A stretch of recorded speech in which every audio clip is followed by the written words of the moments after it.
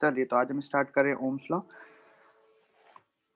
तो Ohm's law कहता है, ओम्स लॉ क्या है, ध्यान से सुनना। ओम्स लॉ से जो हमारा रिजल्ट निकल के आता है या फिर जो हमें सीखना है वो ये है कि delta V is directly proportional to आई।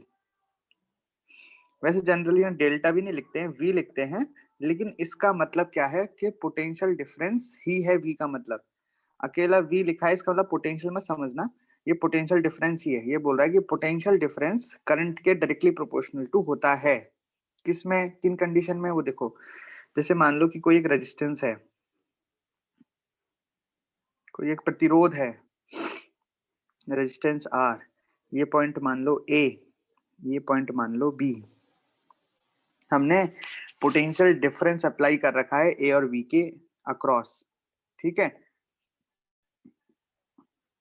ए और बी के अक्रॉस हमने पोटेंशियल डिफरेंस अप्लाई कर रखा है, कुछ पोटेंशियल डिफरेंस अप्लाई कर रहा है। तो ये बोल रहा है कि keeping all the physical condition constant of this resistance, इस रेजिस्टेंस की सभी तरह की फिजिकल कंडीशन को अगर नियत रख दिया जाए, सभी तरह की फिजिकल कंडीशन मतलब इसकी लंबाई नहीं बढ़ानी हमें, इसका क्रॉस सेक्शन नहीं बढ़ाना हमें, इसका मटेरियल चेंज नहीं करना हमें, इसका टेम्परेचर नहीं बढ़ाना हमें, कुछ भी नहीं करना है। तब अगर ए और बी पॉइंट के अक्रॉस जो पोटेंशियल डिफरेंस है डेल्टा बी, डेल्टा बी क्या है यहाँ पे, पोटेंशियल डिफरेंस को अगर बढ़ाया जाए तो इस रेजिस्टेंस में से फ्लो होने वाला करंट भी उसी प्रोपोर्शन में बढ़ता जाता है। This is the Ohm's law, ठीक है। तो क्या सीखे कि इसके अक्रॉस जितना पोटेंशियल डिफरेंस है delta V is directly proportional to current होगा। करंट क्या है, इसमें से फ्लो होने वाला करंट, ठीक है। तो यहाँ पे ये जो डेल्टा बी है इसका मतलब पोटेंशियल डिफरेंस, करंट का आई का मतलब है करंट। बाकी लिखने में हम इस तरह से लिखते हैं और यहाँ को प्रोपोर्शनली का साइन हटाते तो क्या आता है आर, जो बन जाता है वी बराबर आई आर या वी बराबर are I. This is the Ohm's law जो हमें यूज में लेना है, ठीक है। बट एक बात हमेशा ध्यान रखनी है कि जब भी इस चैप्टर में वी आ रहा है, वी का मतलब पोटेंशियल नहीं होगा। जैसे यहाँ दो पॉइंट है ए एंड बी, तो वी का मतलब क्या है, पोटेंशियल एट ए है या पोटेंशियल एट बी है। बताओ वी का मतलब क्या है, पोटेंशियल एट ए या पोटेंशियल एट बी। तो वी का मतलब क्या है बताओ ना यार, पोटेंशियल एट ए है या पोटेंशियल एट बी है। दोनों में से कुछ बी भी नहीं, माइनस ए। दोनों में से कुछ भी नहीं है। यहाँ वी का मतलब है potential difference across A V, मतलब यहाँ का पोटेंशियल मान लो है वी ए, यहाँ का पोटेंशियल है मान लो वी वी। तो जो वी लिखा है यहाँ पे इसका मतलब है V A minus V V. ये जो वी ए लिखा है अगर इस तरीके से लिखा हो कि वी ए, इसका मतलब है potential at A, V V मतलब पोटेंशियल एट वी। लेकिन पूरे सवाल में या ओम्स लॉ में बेसिकली मैं कहना चाह रहा हूँ, ओम्स लॉ जब भी हम लगाएंगे तो यहाँ पे हम वी बराबर आई आर लिखेंगे। तो जो वी होगा that is the potential difference between the 2 points or the 2 terminals of the resistance, okay। तो V यहाँ पे पोटेंशियल डिफरेंस होगा दो टर्मिनल के बीच का, ठीक है। तो इस तरीके से ये ओम्स लॉ है। अब करंट किस तरह से फ्लो करती है, तो इन द रेजिस्टेंस, रजिस्टर में करंट हमेशा हाई पोटेंशियल से लो पोटेंशियल पे फ्लो करती है। तो ये ध्यान रखें, ये सबसे इंपॉर्टेंट बात है। इन रेजिस्टेंस, बैटरी में अलग तरीके से करती है, बट इन रेजिस्टेंस, रेजिस्टेंस मतलब प्रतिरोधों में, इन द रेजिस्टेंस प्रतिरोधों में, प्रतिरोधों की बात हो रही है, प्रतिरोधों में करंट ऑलवेज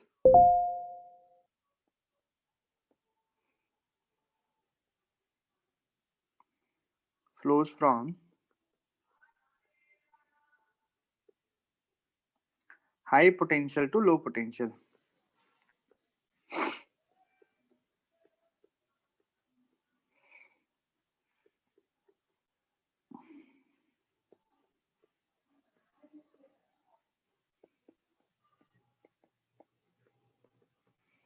उच्च विभव से निम्न विभव की ओर फ्लो करती है रेजिस्टेंस में करंट हमेशा। ये बात हमें एकदम अच्छे से याद रखनी है, ठीक है। मतलब जैसे हम एग्जांपल ले लेते हैं इसका तो और अच्छे से याद हो जाएगा कि मान लो कि यहाँ पे ये है रेजिस्टेंस और इसका रजिस्टर, ये है रजिस्टर और इसका रेजिस्टेंस है आर, ठीक है। ये रजिस्टर है, प्रतिरोध है, इसका रेजिस्टेंस है आर, ठीक है। और इस पॉइंट को मान लेते हैं ए, तो यहाँ का पोटेंशियल मान लेते हैं वी ए, इस पॉइंट को मान लेते हैं वी सॉरी बी, तो इसका पोटेंशियल हम ले लेते हैं बी वी बी। ठीक है, अब आपको दिया गया है कि इफ जो पोटेंशियल ए है वहां का पोटेंशियल ज्यादा है वी के कंपैरिजन में, ये गिवन है, तो बताओ करंट किधर से किधर फ्लो होगी, ए से बी की ओर होगी या बी से ए की ओर होगी, और करंट कितनी लिखेंगे इसमें। हाँ, तो इसमें पोटेंशियल कहाँ का जाता है, ए का पोटेंशियल ज्यादा है, बी का पोटेंशियल कम है, तो रजिस्टर में हमेशा करंट हायर से लोअर फ्लो होती है, तो यहाँ पे हम हायर से लोअर यानी कि इस तरीके से फ्लो होगी करंट, इसमें इसमें इस तरीके से करंट फ्लो होगी, करंट आई। और उसका मैग्नीट्यूड हम कैसे निकालेंगे, तो करंट आई, तो ओम्स लॉ लगाएंगे, आई बराबर V अपॉन R, लेकिन आपको ध्यान रखना है ये V नहीं है, अकेला किसी पॉइंट का पोटेंशियल नहीं है, ये है पोटेंशियल डिफरेंस। तो हमेशा पोटेंशियल डिफरेंस जो होगा हम कैसे लिखेंगे, V higher minus V lower divide by R। जब भी हम करंट निकालेंगे तो हम क्या करेंगे, हायर में से ज्यादा में से कम को घटाएंगे ताकि माइनस का साइन ना आए। माइनस आने का क्या मतलब है कि हमने जिसको ज्यादा माना है वो कम है, जिसको कम माना है वो ज्यादा है, तो इसलिए करंट नेगेटिव में आ गया, तो करंट नेगेटिव में आ गया मतलब करंट अपोजिट डायरेक्शन में फ्लो कर रहा है एक्चुअल में। सही है, जैसे यहाँ पे हमने हायर किसको माना है, ए को, तो यहाँ बेसिकली करंट कितना हो गया, आई बराबर V A minus V V upon R, ये करंट की वैल्यू हो गई इस तरीके से। ये मैं आपसे कहना चाह रहा था कि जो वी अपॉन आर रखते हैं वो बेसिकली पोटेंशियल डिफरेंस होता है, ये V higher minus V lower होता है, वी एच का मतलब समझ में आया, V high minus V low. ठीक है, तो ये तो हमने क्या देखा कि हमें दो पॉइंट के पोटेंशियल पता थे, उससे करंट निकाल लिया। अब मैं आपको अगले सवाल में क्या सिखाऊंगा कि आपको एक पॉइंट का पोटेंशियल पता है और करंट पता है, उससे आपको दूसरे पॉइंट का पोटेंशियल निकालना है। देखो कैसे, ये सब जो आपको 3-4 सवाल में करा रहा हूँ, बेसिकली अगर आप ये अच्छे से सीख गए तो आपको सर्किट में कभी प्रॉब्लम नहीं आएगी।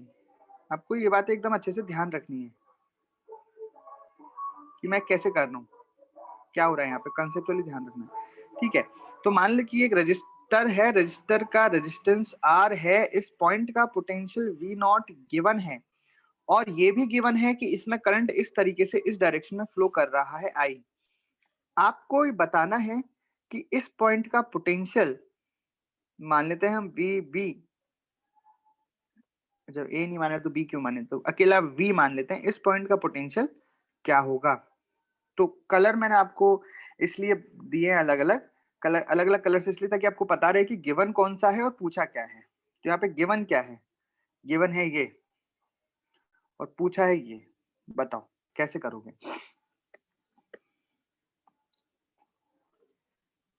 तो मैं आपको ओम्स लॉ की प्रैक्टिस करा रहा हूँ, ये छोटे छोटे सर्किट के मैं पार्ट दे रहा हूँ, ये आपको आगे बहुत ज्यादा इन्हीं से तो मिलके बड़ा सर्किट बन जाएगा यार। इसके आगे एक और रेजिस्टेंस जोड़ देंगे, ऐसा कर देंगे, एक बैटरी लगा देंगे, ये कर देंगे, वो कर देंगे, सर्किट तैयार। तो आप ये बता दोगे तो आपको चीजें क्लियर हो जाएंगी। आपको टाइप करके बताना है कि ये V में क्या लिखूं, तो in the terms of I R and V not, ये V क्या है, इस पॉइंट का पोटेंशियल, ये आपको बताना है। टाइप करके बताओ जल्दी से। तो कैसे करना है आपको ये मैं बता देता हूँ, अभी हम एकदम डिटेल में करेंगे, धीरे धीरे अपनी प्रैक्टिस बढ़ती जानी चाहिए समय के साथ। तो हम जानते हैं ओम्स लॉ, ओम्स लॉ होता है I बराबर V higher minus V lower upon R। अब यहाँ पे मैं गिवन नहीं है हायर लोअर कौन सा है, तो कोई बता सकता है कि यहाँ पे हायर पोटेंशियल कौन सा है, लोअर पोटेंशियल कौन सा है, मतलब ये वाला V नॉट हायर है या कि V हायर है, लिख के बताना है। आपको बताना है कि V नॉट हायर है कि V हायर है, कौन हायर है इनमें से, हाई वोल्टेज कौन है इसमें, V नॉट या V। तो सभी कह रहे हैं V नॉट हायर है, वेरी गुड। क्यों, क्योंकि करंट की कैसे पता लगाया आपने, करंट की डायरेक्शन इस तरीके से है, तो करंट हमेशा हायर से लोअर जाता है रेजिस्टेंस में। तो यहाँ पे हम लिखेंगे करंट है I, V हायर कितना हो गया, V हायर हो गया V नॉट माइनस लोअर कितना है यहाँ पे V डिवाइडेड बाय R। तो यहाँ से हम निकालेंगे कितना आ रहा है यहाँ से कि आई आर बराबर V नॉट माइनस V, और हमें निकालना है V, तो V आ गया V not minus I are, इस तरीके से। ये हमने पहली और आखिरी बार इस तरीके से किया है कि पूरा एकदम एक एक चीज ये और वो। आगे से हम डायरेक्ट लिखेंगे। अब डायरेक्ट कैसे लिखेंगे वो सोचो। देखो मैं आपको लिखाता हूँ डायरेक्ट कैसे लिखते हैं। तो हमें बेसिकली सर्किट पे चलना आना चाहिए। जैसे हम यहाँ से स्टार्ट होंगे इधर की साइड चलेंगे तो चलना आना चाहिए, तो हमें ये लिखना नहीं पड़ेगा। तो चलने के लिए कुछ चीजें दिमाग में अच्छे से क्लियर होनी चाहिए। क्या क्लियर होनी चाहिए? देखो मैं बताता हूँ। हम यहाँ से चले, इस पॉइंट का पोटेंशियल कितना है? V0 हमने लिख लिया V0। ठीक है, अब हम आगे चले, आगे चल रहे हैं। हम किसके डायरेक्शन में चल रहे हैं? करंट की डायरेक्शन में चल रहे हैं। तो हम आगे चल रहे हैं तो यहाँ तक का तो पोटेंशियल सेम है, ये वायर है तब तक तो पोटेंशियल सेम है। फिर रेजिस्टेंस आया, रेजिस्टेंस को कूदना है, कूदना पड़ेगा ना रेजिस्टेंस को। तो रेजिस्टेंस को कूदना है तो पोटेंशियल या तो बढ़ेगा या घटेगा, दो ही काम हो सकते हैं। जब हम कभी भी रेजिस्टेंस को कूदेंगे या बैटरी को कूदेंगे, इस तरह से सर्किट में चलेंगे तो कोई रास्ते में पड़ेगा ना। कभी अभी तो रेजिस्टर पड़ रहा है, फिर थोड़ी देर बाद बैटरी पड़ेगी, फिर कैपेसिटर पड़ेगा, फिर इंडक्टर पड़ेगा। तो सर्किट पे चलना आना चाहिए। तो जब सर्किट पे चलते हैं और रास्ते में इनमें से कोई पड़ता है तो या तो पोटेंशियल कम होता है या पोटेंशियल बढ़ता है, दो ही बातें हो सकती है। या तो पोटेंशियल कम होगा या पोटेंशियल बढ़ेगा। तो बताओ यहाँ पे जब मैं इस रेजिस्टेंस को कूदूंगा तो पोटेंशियल कम होगा कि बढ़ेगा, कैसे डिसाइड करें? वो डिसाइड करेंगे हम करंट के डायरेक्शन से। अगर हम करंट के डायरेक्शन में जा रहे हैं तो पोटेंशियल कम होगा। सही बात है। देखो इसको कई लोग इस तरह भी बताते हैं कि भैया रेजिस्टेंस में करंट इस तरीके से जा रहा है, इसका मतलब ये हायर है, मतलब ये प्लस, और ये लोअर है मतलब ये माइनस। तो हम किधर किधर किधर से जा रहे हैं? प्लस से माइनस की तरफ जा रहे हैं। ये हमने इसकी तरफ करंट की डायरेक्शन के हिसाब से रेजिस्टेंस के लिए प्लस और माइनस हमने लगा दिए। तो आपको हमेशा याद रखना है कि अगर प्लस आए तो इसका उल्टा साइन यूज करना है माइनस, और अगर माइनस आए तो प्लस यूज करना है। ठीक है, तो यहाँ क्या यूज करेंगे हम? माइनस यूज करेंगे। मैंने आपको दोनों तरीके से बता दिया, कॉन्सेप्चुअली भी कि माइनस क्यों लगाया, क्योंकि हम करंट के डायरेक्शन में जा रहे हैं तो पोटेंशियल कम होगा। और दूसरा तरीका भी कि आपको ये याद रखना है कि अगर प्लस आएगा, जैसे आप जा रहे हो प्लस आया तो माइनस लगाना है। ठीक है, जिसको जो तरीका पसंद आए, पर गलती नहीं करनी है प्लस माइनस में, ध्यान रख लो। उसके बाद क्या लिखें? माइनस आ गया तो माइनस का मतलब कम होगा, और कितना कम होगा? रेजिस्टेंस में पोटेंशियल कितना कम होगा? I into R. तो अब कहाँ गए अपन कूद के? यहाँ से चलते चलते यहाँ पहुंच गए, तो बस यहाँ का पोटेंशियल तो निकालना है V। ये आ गया V। तो V बराबर कितना आ गया? V0 माइनस आई। और यहाँ से भी कितना आया? V0 माइनस आई। आपको लगेगा अरे यार सर ये वाला तरीका ज्यादा बढ़िया है, लेकिन बेटा एक लाइन के लिए 3 लाइन 4 लाइन लिखनी पड़ी है। जब इतना बड़ा सर्किट आएगा ना तब तो फिर तो कॉपी बढ़ जाएगी सॉल्व करते करते, अगर आप ऐसे लिखोगे तो। ठीक, तो आपको लिखना ऐसे ही है, मैं बताऊंगा ऐसे ही। तो ये सोचने के बजाय कि तरीका बढ़िया है, इसकी प्रैक्टिस कर लो कि कैसे लिखा। बात समझ में आ गई?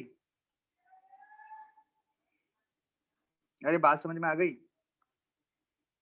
हाँ चलिए अब ये है, इसमें क्या क्या गिवन है आपको। इस पॉइंट का पोटेंशियल V0 गिवन है, रेजिस्टेंस गिवन है R, रजिस्टर का रेजिस्टेंस है R, इस पर करंट की डायरेक्शन ऐसे है। आपको इस पॉइंट V का मतलब इस पॉइंट का V बताना है, यानी कि पोटेंशियल बताना है कि इस पॉइंट पर क्या पोटेंशियल होगा। लिख के बताना है, बताइए जल्दी से। तो हम इसमें चलेंगे, यहाँ से इस पॉइंट से चलेंगे, इस वाले पॉइंट से। तो इस वाले पॉइंट का पोटेंशियल है V0, तो हमने लिखा V0। अब देखो, अब इसमें देखो रेजिस्टेंस में करंट किधर से आ रहा है? करंट इधर से इस तरीके से आ रहा है, इधर से आ रहा है, मतलब इधर आ जाएगा प्लस, इधर आएगा माइनस। मैं चल कैसे रहा हूं? मैं चल, जरूरी नहीं है आप उधर से ही चलो, आप किधर से भी चल सकते हो, लेकिन प्लस और माइनस आपके चलने के हिसाब से डिसाइड नहीं होंगे, वो करंट के चलने के हिसाब से डिसाइड होंगे। ध्यान रखना, अगर करंट इस तरीके से आ रहा है तो इसका मतलब रेजिस्टेंस में इधर हायर है मतलब पॉजिटिव, और लोअर है मतलब नेगेटिव। पर मैंने चलना किधर से स्टार्ट किया? मैंने सबसे पहले V0 लिखा, मतलब मैं इस तरीके से जा रहा हूं। तो क्या पड़ा? माइनस पड़ा, तो क्या लगाना पड़ेगा? प्लस लगाना पड़ेगा। तो मतलब यहाँ का पोटेंशियल हो गया V0। अब मैं चला, माइनस आया तो प्लस, यानी कि अब पोटेंशियल बढ़ने वाला है, क्योंकि हम करंट की अपोजिट डायरेक्शन में चल रहे हैं और करंट इस ऐसे आ रहा है, मतलब इधर ज्यादा होगा। ठीक है, हमने प्लस लगा लिया, दोनों तरीके से हमको समझ में आ गई बात। अब हम कूदेंगे तो पोटेंशियल कितना बढ़ा? तो बढ़ा तो सही, पर कितना बढ़ा? I into R. यहाँ पहुंच गए, और यहाँ का पोटेंशियल कितना है? V। तो ये किसके बराबर हो गया? V के बराबर। आ गई बात समझ में? कि पूरा करके दिखा दूं एक बार? समझ कैसे? गए। V higher minus V lower divided by R. Higher क्या हो जाएगा इस बार? वी, क्योंकि करंट कैसे आ रहा है इधर से, तो करंट हायर से लोअर जाता है। तो अच्छा, रेजिस्टेंस के दोनों साइड के पोटेंशियल लिखते हैं, ये मत लिख देना कि बीच में एक आध कुछ और भी लग रहा हो बैटरी बैटरी, तो यहाँ का पोटेंशियल यहाँ का पोटेंशियल लिख दिया। हमेशा ये जो हम लिखते हैं ना वी हायर और वी लोअर, ये जो पोटेंशियल डिफरेंस लिखते हैं ये जस्ट अक्रॉस द रेजिस्टेंस होते हैं, रेजिस्टेंस के दोनों तरफ के पोटेंशियल होते हैं ये। तो ये हो जाएगा V minus V naught upon R, और इसको सॉल्व करेंगे तो वी यहाँ से आएगा V naught plus I R. बिल्कुल ये वाली बात ध्यान रखें कि हमने जो भी पोटेंशियल लिख रहे हैं, यानी कि यहाँ पे हमने ओम्स लॉ में जो वी पढ़ा है, पोटेंशियल डिफरेंस ही बेसिकली रेजिस्टेंस के जस्ट अगल बगल के पोटेंशियल है ये, और कोई नहीं आना चाहिए, केवल रेजिस्टेंस और उसके बगल में जो पोटेंशियल होंगे that is the potential difference, और उस पोटेंशियल डिफरेंस को आपको यहाँ रखना है। ऐसा नहीं कि रास्ते में अगर बैटरी लगा दी और ये पॉइंट बी है तो अब इस ए का और बी का पोटेंशियल रखो और आप ओम्स लॉ लगा दो तो आंसर गलत हो जाएगा। आपको जो यहाँ पे V बराबर आई आर में जो V पोटेंशियल डिफरेंस है, ये पोटेंशियल डिफरेंस रेजिस्टेंस के जस्ट अगल बगल वाले हैं, और कुछ नहीं आना चाहिए इनके साथ, केवल ये दो रेजिस्टेंस के दो अगल बगल वाले पॉइंट, दो टर्मिनल, जो रेजिस्टेंस के दो टर्मिनल है बस, और रास्ते में कोई नहीं लगना चाहिए, बैटरी ना के कुछ भी नहीं लगना चाहिए, वरना ये आप नहीं लगा पाओगे। ठीक, छोटी छोटी बातें हैं बस। चलिए चलिए वाला सवाल है, इसमें आपको यहाँ का पोटेंशियल निकालना है, इस पॉइंट का पोटेंशियल, और इस तरीके से आपको सर्किट दिया हुआ है, सर्किट का कोई पार्ट दिया हुआ है। सर्किट उसको बोलते हैं जो क्लोज रहता है एक तरीके से, क्लोज थोड़ा ना, इधर से खुला इधर से खुला, लेकिन हर पॉइंट का पोटेंशियल आपको दिया हुआ है। यहाँ का पोटेंशियल 20 वोल्ट, पोटेंशियल की यूनिट वोल्ट होती है पता ही आपको, यहाँ का पोटेंशियल 10 वोल्ट, यहाँ का पोटेंशियल 40 वोल्ट, और रेजिस्टेंस दिए है।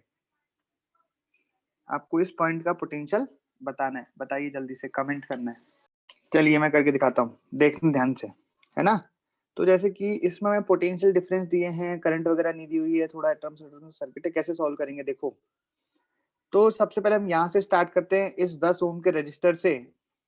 तो इस 10 ओम के रजिस्टर में आप इधर देखोगे तो इधर ज्यादा पोटेंशियल है 20 वोल्ट, इधर का पोटेंशियल कम है 10 वोल्ट। तो ऑब्वियस है इसमें करंट जो है, रजिस्टर में करंट हमेशा हायर से लोअर ही फ्लो करती है, तो करंट इस तरीके से फ्लो होगी, करंट आई। हम इसे निकाल लेते हैं कि करंट आई कितना फ्लो होगी। तो पहले मैंने करंट की डायरेक्शन बना दी, इस तरीके से आएगी करंट, ये 100% बात हो गई कि करंट इस तरीके से आएगी आई। तो यहाँ पे आई आ जाएगा V higher minus V lower, तो 20 माइनस 10 अपॉन 10, क्योंकि यहाँ पे रेजिस्टेंस है 10, तो यहाँ से ये आ गया 1 एम्पियर।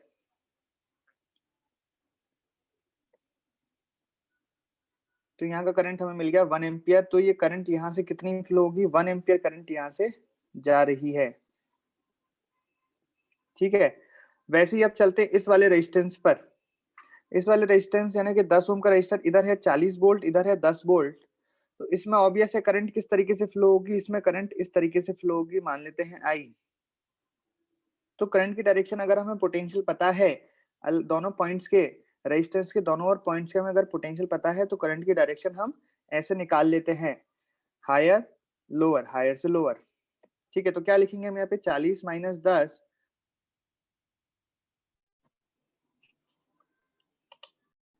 चलिए, तो यहाँ का करंट कितना आ गया, 40 माइनस 10 डिवाइडेड बाय 10, 3 एम्पियर, और डायरेक्शन ऐसे आ गई। तो ये करंट आ गया 3 एम्पियर। अब जरा सोचो कि अगर 1 एम्पियर करंट इधर से आ रहा है और 3 एम्पियर करंट इधर से आ रहा है, तो इस वाली ब्रांच में कितना करंट जाएगा। इस वाली ब्रांच का हमें करंट मिल गया 3 और 1 4, 4 एम्पियर करंट यहाँ पे हमें मिल गया, और करंट की डायरेक्शन भी मिल गई, एक इधर से आया 3 इधर से आया, तो करंट ऑब्वियसली इधर ही जाएगा। तो हमें अब क्या है, ये पॉइंट का पोटेंशियल निकालना है। तो अगर हम इस रजिस्टर की बात करें तो यहाँ पे इसका रेजिस्टेंस है 2 ओम, इस पॉइंट का पोटेंशियल है 10, तो ये बात तो पता लग गई कि ये जो V है वो 10 से कम ही आएगा, क्योंकि करंट हमेशा हायर से लोअर जाता है, और ये पॉइंट हायर है और ये पॉइंट लोअर है, बिकॉज करंट की डायरेक्शन इस तरीके से है। तो बस अभी हम सॉल्व कर देते हैं, जैसा भी हमने देखा है कि हम इस पॉइंट से चलना स्टार्ट करते हैं 10 से इधर की साइड चलते हैं ना। अच्छा, 2 ओम में भी देख लो, अगर 2 ओम में करंट इस तरीके से जा रहा है, मतलब यहाँ पे इस रेजिस्टेंस का प्लस होगा और इधर माइनस होगा, क्योंकि करंट हमेशा प्लस से माइनस की तरफ जाता है रेजिस्टेंस में, हायर से लोअर की तरफ। तो अब कैसे लिखेंगे, तो हम लिखेंगे 10 और आगे की तरफ चलेंगे तो प्लस आया, प्लस आया तो क्या लगाना पड़ेगा, माइनस, और फिर क्या लिखेंगे, आई इंटू आर। तो आई इंटू आर बराबर आ जाएगा वी। तो हो जाएगा 10 माइनस आई इंटू आर कितने हो गए 4 इंटू 2 8। तो वी बराबर यहाँ पे आ गया 2 वोल्ट। तो यहाँ पे इस तरीके से आपका आंसर आ गया 2 वोल्ट।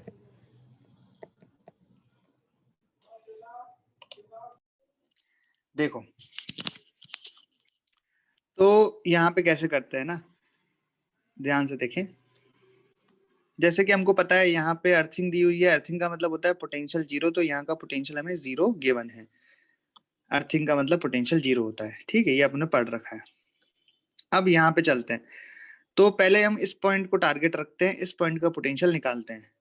तो हमें यहाँ पे 20 पता है, रेजिस्टेंस पता है और करंट पता है, तो इस पॉइंट का पोटेंशियल कितना आएगा। तो चलते हैं हम उधर की साइड से, अब चलना सीख रहे हैं हम धीरे धीरे, ठीक है। तो रेजिस्टेंस में करंट इधर से ऐसे आ रहा है ऊपर से, तो इसका मतलब ये पॉइंट हो गया प्लस और ये हो गया माइनस। तो आप चलोगे उधर से, तो 20 प्लस आया तो माइनस लगाओगे, आई इंटू आर, तो 20 इंटू 1 बराबर इस पॉइंट का पोटेंशियल मैं V1 मान लेता हूं, तो ये V1 के बराबर हो गया। और आप देखोगे तो V1 कितना आ गया, यहाँ पे 0 आ गया। तो V1 की वैल्यू यहाँ पे आ गई 0। इसका मतलब ये बात कंफर्म हो गई कि इस तरफ से ना कोई करंट आएगी ना कोई करंट जाएगी। तो इस वाली ब्रांच में करंट कितनी आ गई 0, क्योंकि इस रेजिस्टेंस के इधर भी पोटेंशियल कितना आ गया 0 और इधर भी पोटेंशियल कितना आ गया 0, तो पोटेंशियल डिफरेंस भी कितना आ गया 0, तो करंट भी कितना आ गया 0। इसलिए इस आर का कोई काम नहीं है, ये कितना भी हो कोई फर्क नहीं पड़ता, करंट तो 0 ही आएगा। इसका मतलब जो करंट यहाँ से चल रही थी 1 एम्पियर, अब वही की वही करंट इधर चली जाएगी। मतलब इस ब्रांच की करंट हमें मिल गई कितनी 1 एम्पियर। अब हम क्या करेंगे, अब हमें V निकालना है। तो चलो इस वाले रेजिस्टेंस में करंट इस तरीके से आ रहा है, तो ये वाला पॉइंट प्लस हो जाएगा और ये वाला पॉइंट माइनस हो जाएगा। अब हम यहां से इस जगह से इक्वेशन लिखना स्टार्ट करते हैं। कैसे लिखेंगे, 0 आगे चले हम, प्लस आया तो क्या लगाएंगे माइनस आई इंटू आर, तो करंट इंटू रेजिस्टेंस कितना हो गया 10 इंटू 1 बराबर V। तो V बराबर बेसिकली आ गया -10 वोल्ट। देखो चेक कर लेते हैं, जैसे करंट की डायरेक्शन ये है, मतलब करंट तो जाता है हायर से लोअर, तो अगर ये 0 है तो ऑब्वियस है कि इस V को नेगेटिव में ही आना पड़ेगा, तभी तो उससे कम होगा, इस तरीके से। तो इस चैप्टर में हमारे सर्किट्स में दो चीजें लगी होंगी, एक तो लगा होगा रेजिस्टेंस और मतलब रजिस्टर लगा होगा, एक तो प्रतिरोध लगा होगा और दूसरी लगी होगी बैटरी। तो प्रतिरोध को किस तरह से ट्रीट करना है, प्रतिरोधों को किस तरह से ट्रीट करना है, ट्रीट मतलब किस तरह से उनको चलना, उन पर चलना है ना। अगर हमारे सर्किट में परिपथ में केवल अगर रेजिस्टेंस हो तो उन रेजिस्टेंसों को पार करते हुए हमें उन पर से किस तरीके से चलना है, कब प्लस लगाना है कब माइनस लगाना है, वो हमने सीख लिया है। अब हम बात करते हैं बैटरीज की, कि अगर परिपथ में बैटरी भी लगी हो तो उन पर कैसे चला जाए, उनको कैसे कूदा जाए। अगर बैटरीज लगी हो तो उनको कैसे ट्रीट किया जाए, कब प्लस आएगा कब माइनस आएगा कितना आएगा, ये वो बातें हम पढ़ते हैं। तो अब हम पढ़ेंगे बैटरी। रेजिस्टेंस तो हमने पढ़ ली है, रजिस्टर तो हमने पढ़ ली है, अब बैटरी। तो सबसे पहले हम ये पढ़ेंगे difference between load and source. मतलब किसी परिपथ में लोड क्या होता है और सोर्स क्या होता है। लोड मतलब उस परिपथ पे बाहर जो एनर्जी खर्च करे, जो पावर कंज्यूम करे, वो तो होता है लोड। और सोर्स क्या होता है, जो पावर सप्लाई करे उस सर्किट में, ठीक है। तो अगर किसी परिपथ में कौन लोड है कौन सोर्स है, इस बात का पता कैसे लगेगा कि वो सारे इक्विपमेंट्स जो पावर कंज्यूम करते हैं, तो लोड क्या करते हैं, कंज्यूम पावर, उपयोग करते हैं पावर का, वो सभी लोड हैं। जैसे कि घर में जितने भी टीवी फ्रिज बल्ब ट्यूबलाइट जो सब कुछ लगे होते हैं, ये सब क्या है, लोड है उस सर्किट पे। तो बेसिकली हमारे सर्किट में तो टीवी फ्रिज नहीं लगाते हम रजिस्टर लगाते हैं।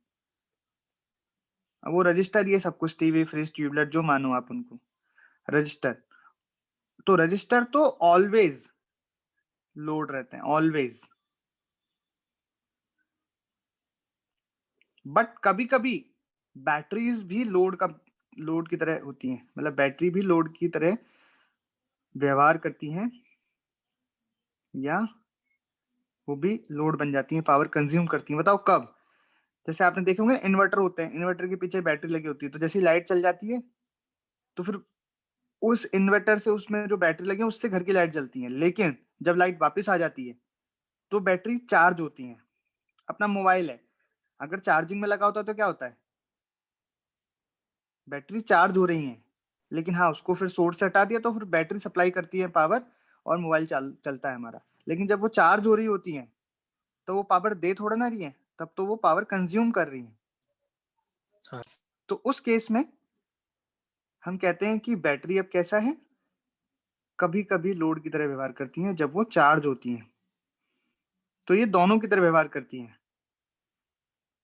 बैटरी, कभी लोड कभी सोर्स। कब? ऐसा नहीं अपने मन से, हमें पता है कि जब वो चार्ज हो रही होती है बैटरी तो वो सोर्स की तरह लोड की तरह व्यवहार करती है, और जब वो पावर देती है सर्किट को तब तब वो सोर्स की तरह व्यवहार करती है। ठीक है,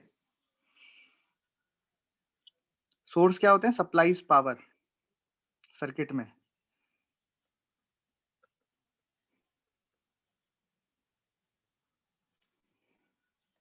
ठीक,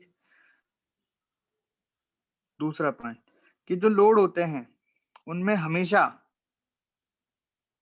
ये लोड लगा दिया मान लो हमने किसी सर्किट में, तो लोड में करंट हमेशा बताओ कैसे जाता है? प्लस से माइनस कि माइनस से प्लस? जैसे रेजिस्टेंस है, रेजिस्टेंस में करंट कैसे जाता है? हमेशा प्लस से माइनस की तरफ जाता है। और रेजिस्टेंस क्या है? रजिस्टर क्या है? लोड। तो करंट हमेशा प्लस से माइनस की तरफ जाएगा, हमेशा।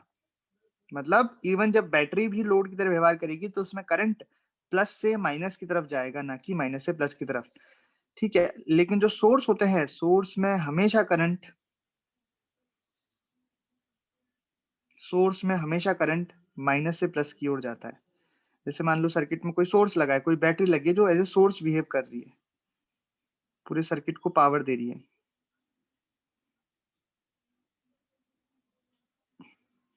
तो इसमें जो करंट है वो इस तरीके से जाएगा, माइनस से प्लस।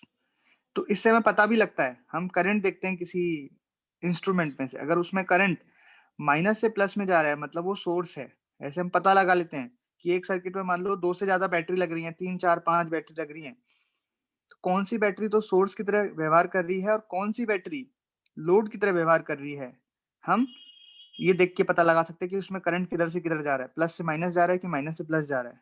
ठीक है, तो लोड में current flows always plus two minus, और सोर्स में always flows from minus two plus. ठीक है, अब आती है पावर कंजम्पशन, कि भाई ये पावर कंज्यूम करती है, लेकिन उसका फॉर्मूला क्या होता है कि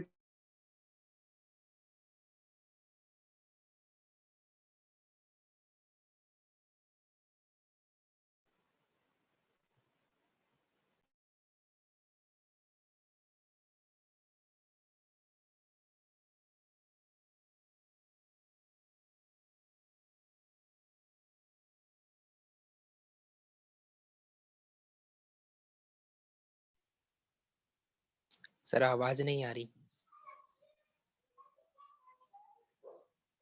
स्क्रीन भी अटक गई।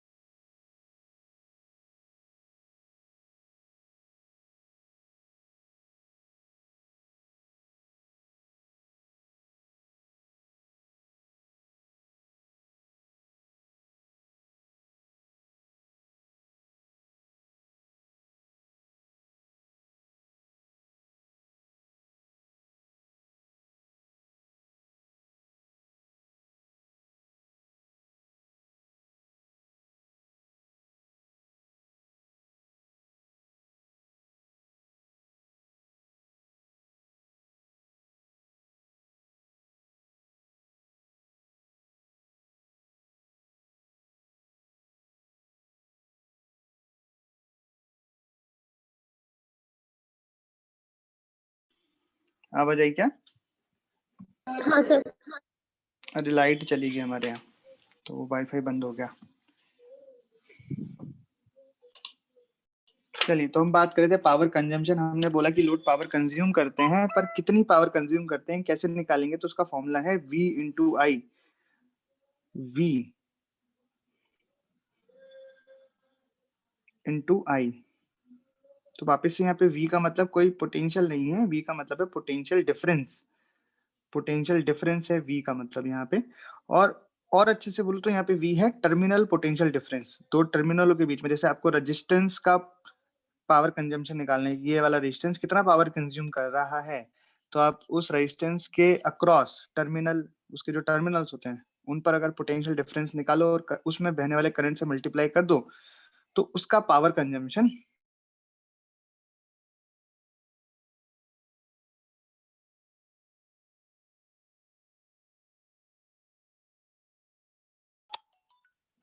में ओम्स लॉ का,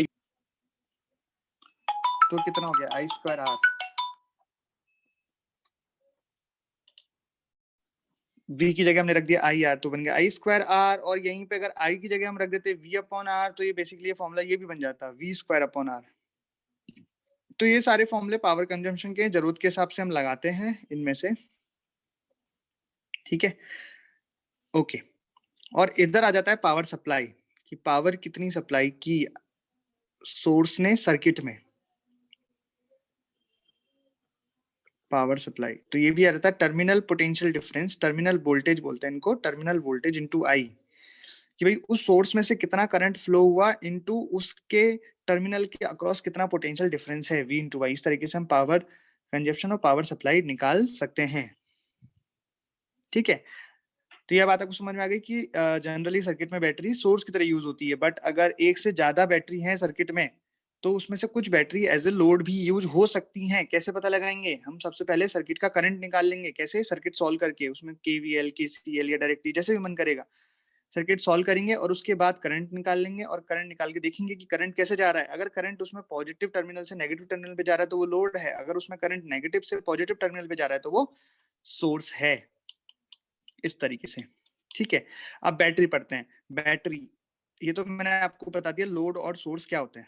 अब बैटरी पढ़ते हैं कि बैटरी में क्या क्या चीजें होती है। बैटरी में कुछ टर्मिनोलॉजी होती है, जैसे कि उसका EMF, उसका इंटरनल रेजिस्टेंस, उसके टर्मिनल वोल्टेज। इस तरीके से 3 टर्मिनोलॉजी होती है बैटरी के लिए, वो हमें पढ़नी होती है। तो सबसे पहले हम बात करते हैं EMF की, कि EMF क्या होता है। तो अच्छा, पहले इसका रिप्रेजेंटेशन देख लेते हैं कि सर्किट में बैटरी को कैसे, सिंबल क्या है, मतलब इसका सिंबल हम कैसे दिखाते हैं। तो बैटरी जब भी सर्किट में लगाई जाती है, वैसे आपने घर पे तो बैटरी कभी ना कभी कहीं ना कहीं देखी होगी, काले कलर का डब्बा होता है, उसमें 2 टर्मिनल्स होते हैं, एक पॉजिटिव होता है उसमें से, एक नेगेटिव टर्मिनल होता है। और कई बार छोटी बैटरी होती है तो एक ही सेल रहता है, कई बड़ी बैटरी होती है तो उसमें बहुत सारे सेल रहते हैं, जिसमें हम पानी भरते हैं, डिस्टिल वाटर भरते हैं, उसमें ऐसे ढक्कन लगे होते हैं बहुत सारे। उन ढक्कनों को खोल खोल के अंदर यहाँ पे एक ऐसे कंटेनर टाइप करता है, उसमें वो भर जाता है, और ये माइनस प्लस पे इलेक्ट्रोड रहते हैं। तो ये तो हो गया इसका ओरिजिनल डायग्राम, मतलब ऐसा आपने देखा होगा घरों में, कहीं किसी शादी पार्टी में ऐसी बैटरी, ठीक। लेकिन सिंबल इसका क्या यूज करते हैं हम सर्किट में? तो उसका बेसिकली सिंबल ये यूज करते हैं बैटरी का, एक छोटा डंडा। तो मतलब बैटरी और सेल लगभग एक ही बात है। बैटरी में बस हम ये बोलते हैं बहुत सारे सेल हो जाते हैं। बैटरी मतलब क्या है? बहुत सारे सेलों का कॉम्बिनेशन है, बहुत सारे सेल्स को हमने एक साथ कर दिया तो बैटरी बन गई। मतलब बैटरी एक बड़ा टर्म हो गई, सेल छोटा टर्म हो गई। पर उनका रिप्रेजेंटेशन कैसे देखते हैं, देखो। तो एक हमेशा एक छोटा डंडा रहेगा और एक बड़ा डंडा रहेगा, ये टर्मिनल शो करते हैं। छोटा डंडा लोअर टर्मिनल को शो करता है, यानी नेगेटिव टर्मिनल को, और बड़ा पॉजिटिव टर्मिनल को शो करता है। ये तो एक सेल बना दिया, बस एक ही सेल है इसमें, ठीक है। कई बार आप ऐसे भी देखोगे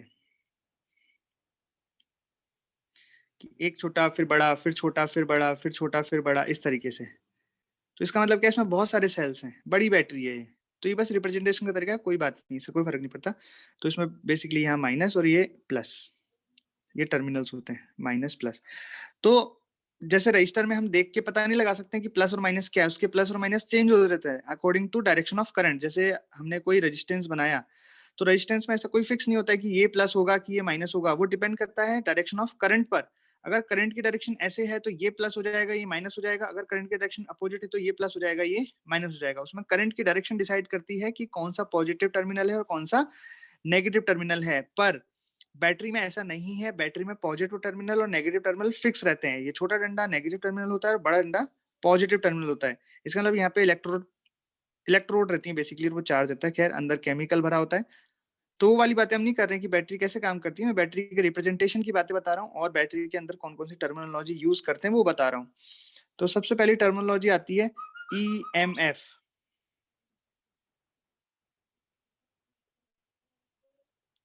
यानी कि इलेक्ट्रोमोटिव फोर्स।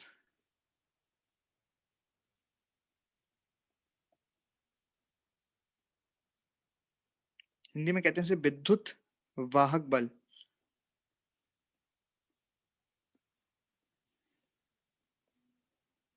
विद्युत वाहक बल, तो जैसे कि नाम से समझ में आ रहा है कि ये विद्युत यानी करंट या चार्ज को हम बोल रहे हैं ना, उसको चलाने के लिए जो फोर्स यानी कि बल, लिटरली बल जो रिक्वायर्ड है, वो मतलब बैटरी क्या है, बेसिकली बैटरी एक बल लगाता है कंडक्टर में जिससे करंट, उससे इलेक्ट्रॉन्स चलते हैं और करंट फ्लो करती है। So it is the potential difference across the terminals of the cell when no current is passing through the cell। ये भी हम कह सकते हैं, इसकी डेफिनेशन में हम ये भी यूज कर सकते हैं कि बेसिकली ये टर्मिनल वोल्टेज है जब किसी बैटरी में से कोई करंट फ्लो नहीं हो रही है, उस वक्त बैटरी के टर्मिनल्स के अक्रॉस जो पोटेंशियल डिफरेंस होगा वो विद्युत वाहक बल है। ये तो हो गई मैथमेटिकल डेफिनेशन की, हम कैलकुलेट कैसे करेंगे विद्युत वाहक बल। बाकी असली में विद्युत वाहक बल होता क्या है? विद्युत वाहक बल होता है कि देखो, कंडक्टर में जब चार्ज फ्लो करते हैं तो करंट फ्लो होती है, कंडक्टर में जब चार्ज फ्लो होते हैं तो करंट फ्लो होती है। चार्ज को फ्लो करने के लिए जो फोर्स आता है वो इलेक्ट्रोमोटिव फोर्स होता है जो बैटरी से आता है। ठीक है बात? तो बेसिकली फोर्स है, ये फोर्स लगता है उससे रिलेटेड है, पर इसकी यूनिट वोल्ट ही होती है। ठीक है, तो ये पोटेंशियल डिफरेंस ही। इसको कैलकुलेट कैसे करते हैं? तो मान लो जैसे कि एक बैटरी है, एक सर्किट है, सर्किट में एक बैटरी लगी है, एक रेजिस्टेंस हो सकता है इस तरीके से। ठीक, ये हमने मान लिया ए पॉइंट ए और ये पॉइंट बी। ठीक है, अभी मैं आपको एक इंटरनल रेजिस्टेंस की बात बताऊंगा कि बैटरी के अंदर जरूर नहीं कि बैटरी आइडल हो, उसके अंदर कुछ रेजिस्टेंस भी हो सकता है, उसे हम उसका इंटरनल रेजिस्टेंस कहते हैं। तो बेसिकली जो भी मैंने ऊपर डब्बा बनाया था बैटरी का, ये इस डब्बे के अंदर ही होता है वो रेजिस्टेंस। ये टर्मिनल्स हैं तो जो रेजिस्टेंस है वो उसके अंदर ही है। मतलब डब्बे के अंदर क्या क्या है, जो हमने काले कलर का डब्बा दिखता है घर में, उसमें क्या क्या है, बहुत सारे सेल्स और उनका रेजिस्टेंस, ये पूरा अंदर ही होता है। मतलब जैसे मैंने एक बैटरी बनाई है, ये रेजिस्टेंस कोई अलग रेजिस्टेंस नहीं है, किसी सर्किट का रेजिस्टेंस नहीं है, ये रेजिस्टेंस इसके अंदर का ही है। इसको बोलते हैं इसका इंटरनल रेजिस्टेंस। तो मतलब मैं बैटरी बनाऊं तो बैटरी ये पूरी है, बैटरी ये पूरी बैटरी है। ठीक है, ये पूरी बैटरी है। तो जो मैंने ऊपर बनाए थे ना प्लस और माइनस टर्मिनल, ये होते हैं बैटरी के टर्मिनल। तो वो ये रहे टर्मिनल, एक तो पॉइंट ए और एक पॉइंट बी। ठीक, मान लो इस बैटरी का ईएमएफ ई है, हम ई से डिनोट करते हैं ईएमएफ को, इस तरीके से लिखते हैं, इस बैटरी का ईएमएफ ई है। ठीक, और इस बैटरी का जो आंतरिक प्रतिरोध है, इंटरनल रेजिस्टेंस, वो है स्मॉल आर। ठीक, अब मुझे पोटेंशियल डिफरेंस निकालना है अक्रॉस द टर्मिनल। तो टर्मिनल यहाँ पे क्या है, ए और बी। तो बेसिकली जो हम वी लिखते हैं ना, टर्मिनल पोटेंशियल डिफरेंस, वो क्या है, V A minus V B. This is the terminal potential difference of the battery. ये टर्मिनल होते हैं। टर्मिनल ये नहीं होते हैं जस्ट इन दोनों के बगल वाले पॉइंट, इनको टर्मिनल नहीं कहते हैं। जो इंटरनल रेजिस्टेंस होता है वो डिब्बे के अंदर ही है, मतलब बैटरी के अंदर ही है। तो बैटरी के बाहर जो टर्मिनल्स हैं दैट इज द टर्मिनल, और वो टर्मिनल है point A and point B. बात समझ में आई? चलिए, तो हमने क्या बोला कि potential difference of the terminals across the terminals when there is no current passing through the cell, when there is no current, अगर सेल में से कोई करंट पास नहीं हो रही है,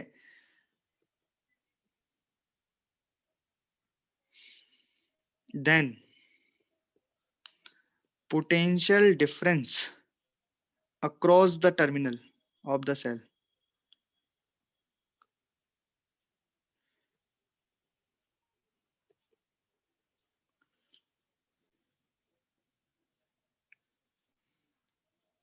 Then is called is equal to EMF, electromotive force. Magnetic force नहीं है, मोटिव फोर्स, इलेक्ट्रोमोटिव फोर्स, विद्युत वाहक बल. ठीक है, तो चलो करते हैं. तो अभी मतलब इसमें से हमें कोई करंट फ्लो नहीं करानी है, कोई भी करंट इसमें नहीं है. अब आपको potential difference across VA VB निकालना है, VA माइनस VB आपको निकालना है. ठीक है, VB minus VA, VB minus कुछ भी निकालो. चलो, तो कैसे निकालोगे? तो आप चलो इधर से चलो. ठीक है, यहां से हम चलना स्टार्ट करते हैं इधर की साइड से, है ना, पॉइंट ए से. तो यहाँ का पोटेंशियल मान लेते हैं A VA और B पॉइंट का पोटेंशियल मानते हैं VB. यहां से हम चलना स्टार्ट करते हैं VA. ठीक है, चले चले चले, है ना, चले, रास्ते में कोई नहीं है, कोई नहीं है, रास्ते में बैटरी आई. अब बैटरी में मैंने आपको बताया था कि छोटा डंडा माइनस, बड़ा डंडा प्लस. ठीक, तो हम यहाँ से चलना स्टार्ट हुए, पहले क्या है माइनस, तो माइनस आया तो क्या लगाएं, प्लस लगाएंगे. मतलब इसका मतलब क्या है कि जब हम माइनस टर्मिनल से प्लस टर्मिनल पर जा रहे हैं, यानी कि इधर से इधर कूद रहे हैं, तो ऑब्वियस है पोटेंशियल बढ़ा. कितना बड़ा? बैटरी के लिए देखो, जो इसका यहाँ पे जो बैटरी के नीचे लिखा रहता है ना कि इतने वोल्ट, उतना बड़ा. तो यहाँ पे E लिखा हुआ है, तो ये E वोल्ट बढ़ा. ठीक है, फिर हम आगे चले, तो इसमें क्या कोई करंट फ्लो हो रही है क्या? तो रेजिस्टेंस में तो हम कोई प्लस और माइनस लिख ही नहीं सकते. और जब इसमें प्लस और माइनस, चलो कुछ भी लिख दो, I इंटू आर लिखेंगे तो क्या होगा, I तो 0 हो गया, तो टर्म ही खत्म हो जाएगा, बराबर BV. तो बेसिकली यहाँ पे IR कितना आ गया, 0. तो यहाँ पे बेसिकली क्या हो गया, E प्लस 0 बराबर VV माइनस VA. तो यही हमने ऊपर लिखा था कि जब कोई करंट फ्लो नहीं होती है, उस केस में जो across the potential difference across the terminals होते हैं, वो EMF के बराबर होती है. इस तरीके से देखो ये. तो इलेक्ट्रोमोटिव फोर्स क्या है? चार्ज को चलाने के लिए जो बल है, जो फोर्स है, that is the electromotive force. और अगर आपको कभी निकालना है, पता लगाना है कि भाई EMF क्या है, तो बैटरी का करंट कर दो 0. बैटरी में से अगर करंट 0 हो जाएगा, उस वक्त जो उसके पोटेंशियल डिफरेंस आएगा across the terminal, that is the electromotive force. तो ये होता है इलेक्ट्रोमोटिव फोर्स. ठीक है, फिर अगला टर्म आता है यहाँ पे इंटरनल रेजिस्टेंस, आंतरिक प्रतिरोध.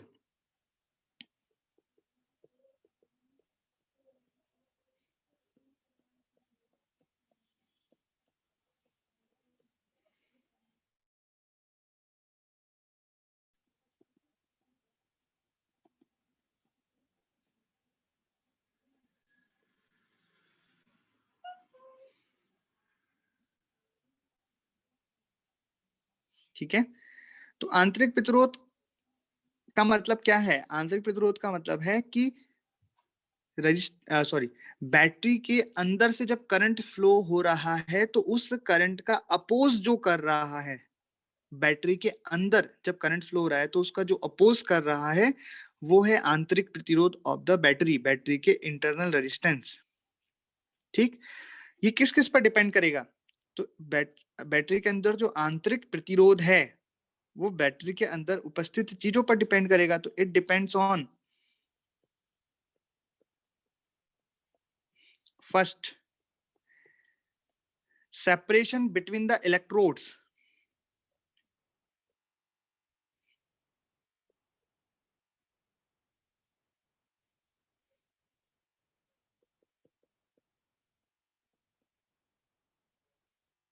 तो बैटरी के अंदर जो इलेक्ट्रोड होते हैं, उन दोनों के बीच में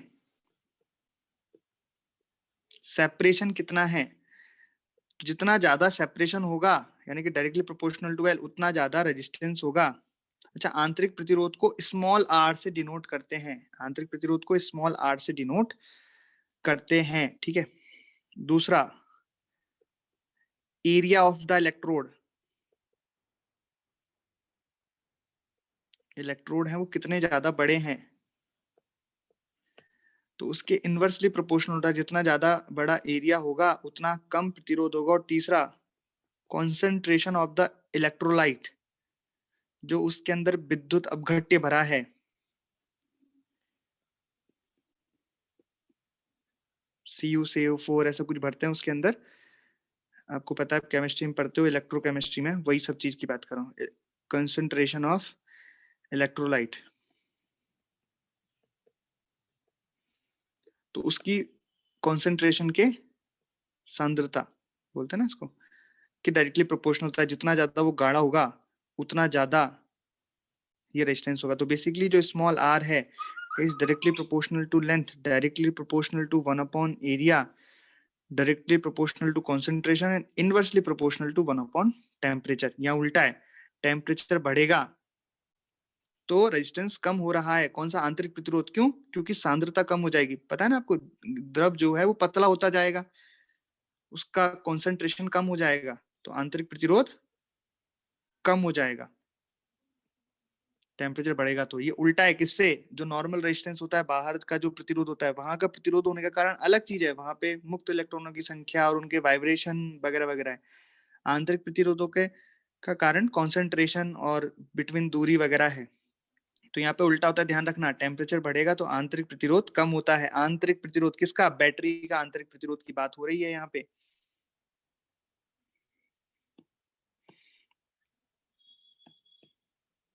ठीक है। अच्छा, इसका सिंबल कैसे कैसे हम दिखाते हैं सर्किट्स में, वो देखो। सर्किट्स में हम बहुत तरीके से दिखाते हैं आंतरिक प्रतिरोधों को।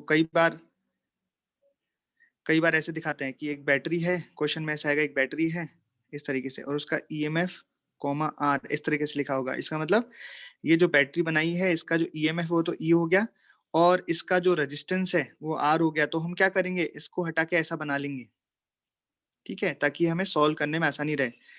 ऐसे बैटरी और यहाँ लगा लेंगे रेजिस्टेंस R। ठीक, इस रेजिस्टेंस को हम इधर भी लगा सकते हैं, कोई दिक्कत नहीं है भैया। इस रेजिस्टेंस को हम इधर भी लगा सकते हैं, ठीक है, उससे कोई फर्क नहीं पड़ता। लेकिन ये पूरी बैटरी काउंट होगी, ध्यान रखना। E और R मिला के ये पूरी बैटरी। अगर टर्मिनल की बात होगी तो इसके बाहर के जो पॉइंट है वो काउंट होंगे टर्मिनल में, जो हमने पहले भी किया है, राइट। तो इस तरीके से इसका सिंबल आ जाता है।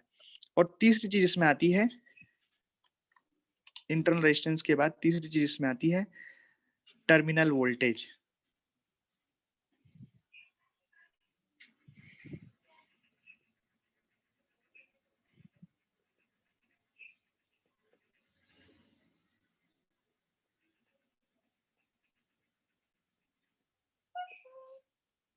टर्मिनल वोल्टेज को हम V से डिनोट करते हैं, ठीक है, और EMF को हम E से डिनोट करते हैं, और आंतरिक प्रतिरोध को हम स्मॉल r से डिनोट करते हैं। तो टर्मिनल वोल्टेज क्या है? तो potential difference across the terminal of the cell when current is passing through the cell. खैर देखो, टर्मिनल वोल्टेज क्या है मैं आपको बताता हूँ, आपको पता ही है। मैं बार बार बोल रहा हूँ, ध्यान रखना कि बैटरी के अंदर दोनों चीज आती हैं, उसका EMF जो भी है, और ये जो रेजिस्टेंस है बेसिकली बैटरी के अंदर ही होता है, पर हम उसको सॉल्व करने के लिए बाहर ऐसे दिखा देते हैं। अंदर दिखाएंगे तो कैसे सॉल्व करें, तो वो बाहर ही दिखा देते हैं।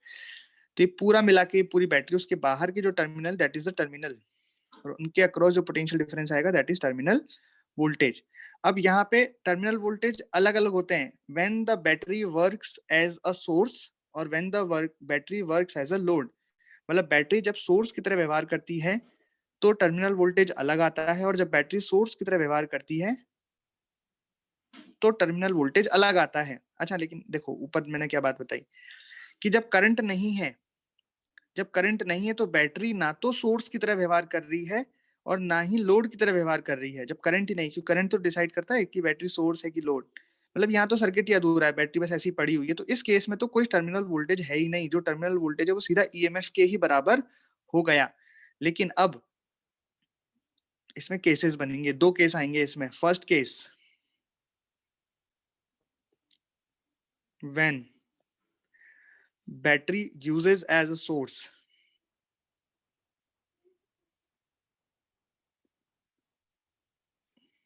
बैटरी का यूज कैसे हो रहा है?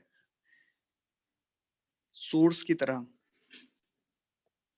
तो सोर्स में हम जानते हैं, आपको सिखाया था, सोर्स में जो करंट है वो करंट माइनस से प्लस जाता है। तो यहाँ पे मैं इसका अगर सर्किट बनाऊं इस तरीके से, ये बनाता हूँ बैटरी, ये उसका इंटरनल रेजिस्टेंस, और ये इस तरीके से, ये A ये टर्मिनल्स हो गए, ये पूरी बैटरी हो गई,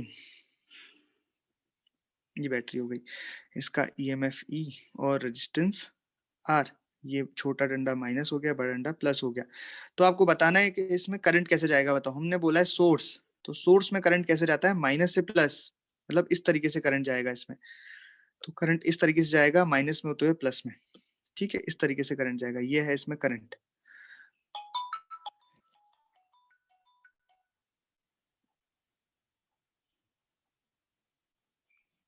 ठीक, तो अब हम निकालने वाले हैं टर्मिनल वोल्टेज। तो बेसिकली टर्मिनल वोल्टेज का मतलब क्या हो गया, ये अक्रॉस पोटेंशियल डिफरेंस, ये जो है ना V A minus V B, ये है पोटेंशियल डिफरेंस। तो निकालते हैं, तो क्या करें, एक साइड से चलें, चलते हैं, इधर की साइड से चलना स्टार्ट करते हैं। कहाँ से चलें, किसी तरफ से चल लो, आंसर सेम ही आएगा। तो हम यहाँ से चल लेते हैं वी ए, तो यहाँ का पोटेंशियल है वी ए। ठीक, अब चल रहा हूँ मैं, क्या पड़ा यहाँ पे, देखो रास्ते में कोई नहीं पड़ा पहले तो, फिर यहाँ पे बैटरी पड़ी और बैटरी का प्लस टर्मिनल पड़ा, अगर प्लस आया है तो मैं क्या लगाऊंगा, माइनस, और फिर आ जाएगा ई। भाई बैटरी को कूदे हम, बैटरी को कूदे तो इसका ईएमएफ आ गया ई। हाँ, यहाँ पे लगाना पड़ेगा प्लस माइनस, तो करंट इधर से आ रहा है, इधर की साइड से, तो बेसिकली ये वाला प्लस हो गया और ये वाला माइनस हो गया। क्यों, क्योंकि रेजिस्टेंस तो लोड ही रहेगा ना, तो रेजिस्टेंस में तो जो करंट फ्लो होगा हायर से लोअर ही होगा करंट, तो प्लस से माइनस इस तरीके से, चाहे वो इंटरनल हो चाहे वो एक्सटर्नल हो, कहीं भी हो, पर उसमें करंट तो हमेशा प्लस से माइनस ही फ्लो होगा। ठीक, मतलब बनाएंगे तो उसको ऐसे ही। तो भैया ठीक है, चलो बैटरी कूद गए हम, बैटरी कूद गए, आगे बढ़े, क्या आया, माइनस आया, तो माइनस आया तो क्या लगाएंगे, प्लस आई इंटू आर, कूद गए, बस आ गए, ये मिल गया हमें वीवी। तो अगर हमें वी ए माइनस वीवी निकालने तो क्या आ गया यहाँ से, वी ए माइनस वीवी बराबर आ गया ई माइनस आई आर। तो ये हो गया इसके टर्मिनल पोटेंशियल। तो आप देखो यहाँ पे कि इंटरनल रेजिस्टेंस ने क्या किया, मतलब हम जो घर में बैटरी यूज करते हैं उसमें भी इंटरनल रेजिस्टेंस होता है, तो घर में जो पावर सप्लाई करती है वो बैटरी, तो वो उतनी नहीं कर पाती है जितनी वो करना चाहती है। जो उसका इंटरनल रेजिस्टेंस है वो इतना ईएमएफ उसका खा जाता है, इतना वोल्टेज खा जाता है, तो बेसिकली वो इतना वी ए माइनस वीवी जो उसका टर्मिनल वोल्टेज है, बस इतना ही बाहर सर्किट में सप्लाई कर पाती है। मतलब बेसिकली बैटरी करना कितना चाहती है सप्लाई, ईएमएफ जितना बैटरी सप्लाई करना चाहती है पोटेंशियल डिफरेंस, लेकिन उसका जो आंतरिक प्रतिरोध है, इंटरनल उसके रेजिस्टेंस है, वो इतनी उसका पोटेंशियल खा जाती है। राइट, जैसे समझाने के लिए मैं बोल रहा हूँ, जैसे आप पढ़ना चाहते हो इतना डेली, आप चाहते हो कि आज मैं फोड़ दूंगा, पढ़ दूंगा, ये कर दूंगा, वो कर दूंगा, लेकिन आपके जो इंटरनल रेजिस्टेंस है, जैसे कि मोबाइल चलाना है, सोना है, ज्यादा मस्ती करनी है, खेलना है, पार्टी में जाना है, दोस्त के साथ घूमना है, उसकी वजह से आप उतना नहीं पढ़ पाते हो जितना आप पढ़ना चाहते हो, तो उतना माइनस हो जाता है, आप पढ़ इतना ही पाते हो। आई बात समझ में। हाँ सर। तो वही है बस बैटरी के साथ भी, कि बैटरी की जो इंटरनल रेजिस्टेंस है वो उतनी ईएमएफ सप्लाई नहीं करने देते उसे जितनी वो बैटरी कर सकती है या करना चाहती है। राइट, आ गई होगी अब तो, बिल्कुल लाइव एग्जांपल। हाँ, तो बेसिकली देखो ये कितना आ गया, पावर सप्लाइड आ गया V इंटू आई, तो टर्मिनल पोटेंशियल डिफरेंस हो गया E minus I R into I, तो E I minus I square R. मतलब ये वो चाहती है पावर सप्लाई करना इतना, पर करती इतना ही है क्योंकि इतनी वो बैटरी गर्म हो जाती है आंतरिक प्रतिरोध की वजह से। तो अगर हम देखें कि हीट लॉस कितना हुआ, तो हीट लॉस बेसिकली एनर्जी हो गई, जूल हो गई, और आई स्क्वायर आर की यूनिट क्या आएगी, वॉट, क्योंकि तो पावर थी। तो हमने इसलिए मैंने टाइम को मल्टीप्लाई कर दिया कि भाई कितने टाइम में आप हीट लॉस निकालना चाह रहे हो, तो उतने टाइम से मल्टीप्लाई कर दो। ठीक है, तो बेसिकली इससे क्या हुआ, एफिशिएंसी ऑफ द बैटरी कम हो गई, बैटरी जितना काम कर सकती थी उतना काम वो कर नहीं पाई। एफिशिएंसी, क्षमता जिसे बोलते हैं अपन, तो क्षमता अगर हमें एफिशिएंसी निकालनी किसी बैटरी की, तो हम क्या करें, तो पावर सप्लाइड जितना वो असली में करती है, मतलब रियल अपॉन आइडियल, ऐसे लिखते हैं अपन एफिशिएंसी हमेशा, रियल अपॉन आइडियल इंटू 100। मतलब रियली में तो कितना कर रही है, ई I minus I square are, पर आइडियल केस में कितना करना था इसे, ई इंटू आई इंटू 100, ये एफिशिएंसी परसेंटेज आ गई इसकी। ठीक है, तो ये सारी बातें हमने इसमें कर ली, when the battery use as a source. अब बातें करेंगे when the battery use as a load.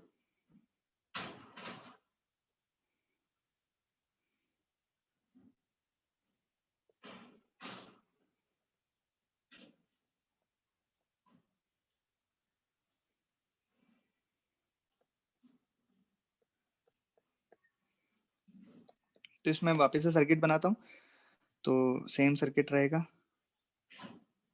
ये मान लेते हैं बैटरी, ये उसका इंटरनल रेजिस्टेंस, और ये तो बैटरी पूरी डब्बे में बंद कर दी, पूरी बैटरी है। ये पॉइंट ए, ये टर्मिनल बी, तो ए और बी के बीच का potential difference terminal potential difference बन जाएगा। और इसका ईएमएफ हमें दिया है ई,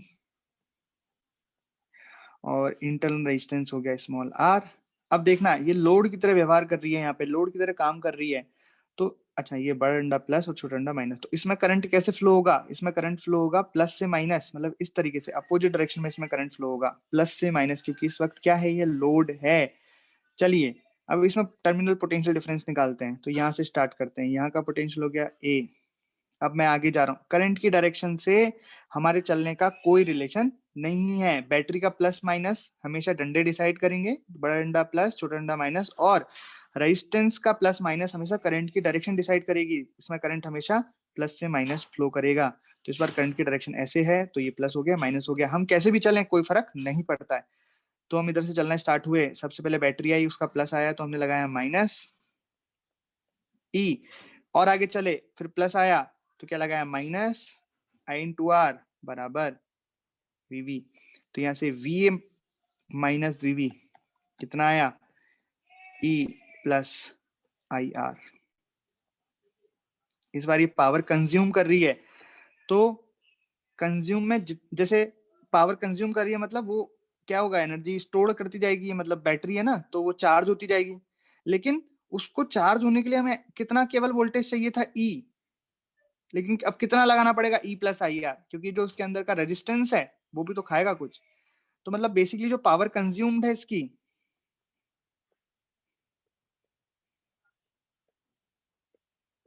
जो हम लिखते हैं V इंटू आई, ठीक है, तो कितनी जाएगी, E प्लस आई आर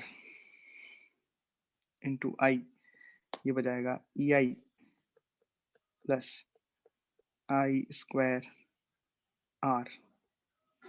ठीक, मतलब बैटरी को चार्ज करने के लिए हमें केवल इतनी पावर देनी पड़ती और इतनी पावर हमें मिलती, लेकिन ना तो इतनी पावर हम दे पाएंगे, इससे ज्यादा देनी पड़ेगी और मिलेगी इससे भी कम।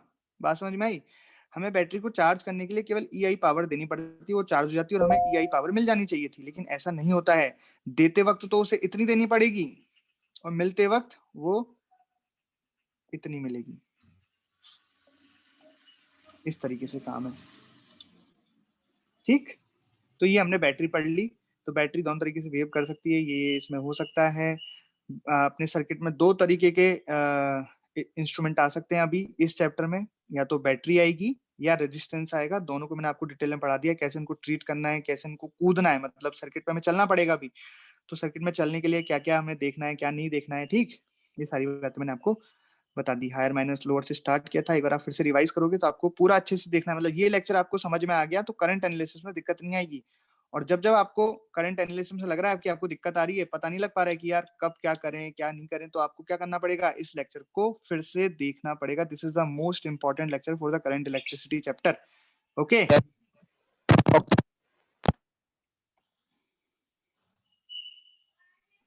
तो अब हम स्टार्ट करेंगे करंट एनालिसिस, सर्किट एनालिसिस, परिपथों को कैसे सॉल्व करना है।